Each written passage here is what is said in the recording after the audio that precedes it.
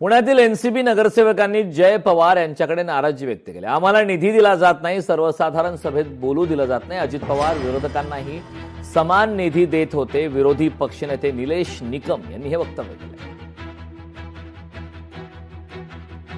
या संदर्भातला आढावा घेतला आमचे प्रतिनिधी बालाजी पोतार यांनी।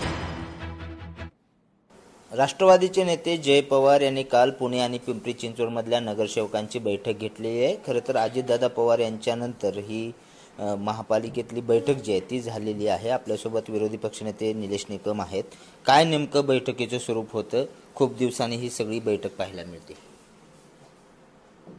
जयदादा पवार जे आहेत ते आमचे राष्ट्रीय कार्यकारिणीवरती ते पदाधिकारी आहेत।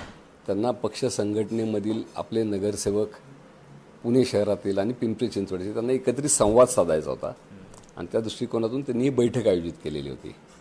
या बैठकीमध्ये दोन्ही महानगरपालिकांचे नगरसेवक, गटनेते, शहराध्यक्ष हे उपस्थित होते आणि नगरसेवकांनी त्यांच्याशी संवाद साधला, अडचणी सांगितल्या, त्यांच्या अडचणी मांडल्या आणि जयदादांनी त्या सोडवण्याच्या बाबतीत आदरणीय सुनेत्रा वहिनी पवार उपमुख्यमंत्री यांच्याशी त्यांचे बंधू जयदादांचे बंधू पारदादा पवार असे मिळून ते मुख्यमंत्र्यांकडे सुद्धा ह्याबाबत आम्ही चर्चा करू असं त्यांनी आम्हाला त्या ठिकाणी आश्वासन दिलं। काल सुद्धा परवाच्या बैठकीत सुद्धा आमच्या आदरणीय अध्यक्ष शहराध्यक्ष सुनील टिंगरे साहेब होते, आदरणीय सुभाष जगताप साहेब होते।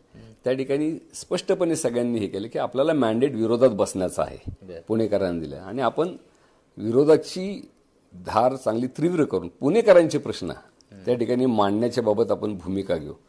बालाजी पोतदार, लोकशाही मराठी, पुणे।